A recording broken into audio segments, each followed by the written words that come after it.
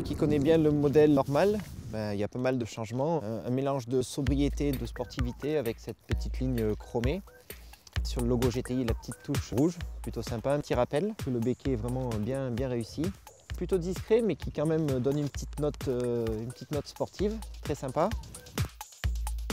Pot d'échappement carré, c'est assez original, avec le liseré chromé.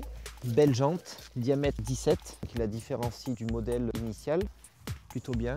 Bel effort sur les freins bien dimensionnés. Ah, les phares aussi sont différents. Carré, j'avais jamais vu ça, c'est assez original. Ça la différencie du modèle de série. Un petit rappel damier sur les côtés, discret mais plutôt sympa. Ah, et puis la calandre en forme de damier, ça fait un peu grille de départ course. Vraiment bien, avec toujours un petit rappel de rouge sur le logo Peugeot.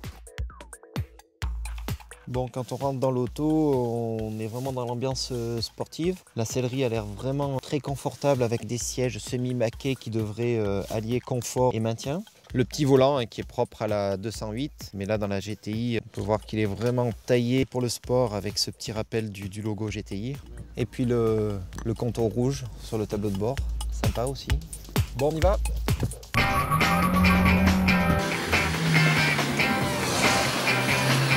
En fait, je trouve vraiment la voiture très plaisante à conduire. C'est un bon compromis entre confort et agressivité, c'est-à-dire que l'auto reste joueuse. Tu vois, dans tous les enchaînements gauche-droite, l'auto est très maniable. Le grip est bon. Je connaissais déjà les 208 normales, si je puis dire, avec un petit volant, mais là sur la sportive, c'est d'autant plus agréable.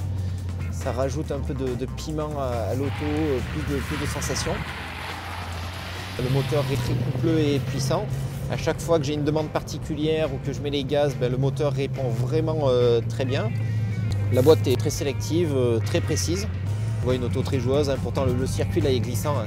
C'est très humide, donc c'est là où on peut réellement juger les qualités du châssis et d'agilité. Le freinage marche bien, hein, parce que tu vois, ça fait déjà quelques tours qu'on roule. Les freins sont constants et endurants. À aucun moment j'ai ma pédale qui s'est allongée ou une perte de freinage. Je pense à un plus pour ceux qui auront envie de s'amuser soit sur circuit ou soit dans des petites routes de montagne. L'auto est très saine à conduire et procure quand même beaucoup de plaisir, ce qui est très bien pour une sportive.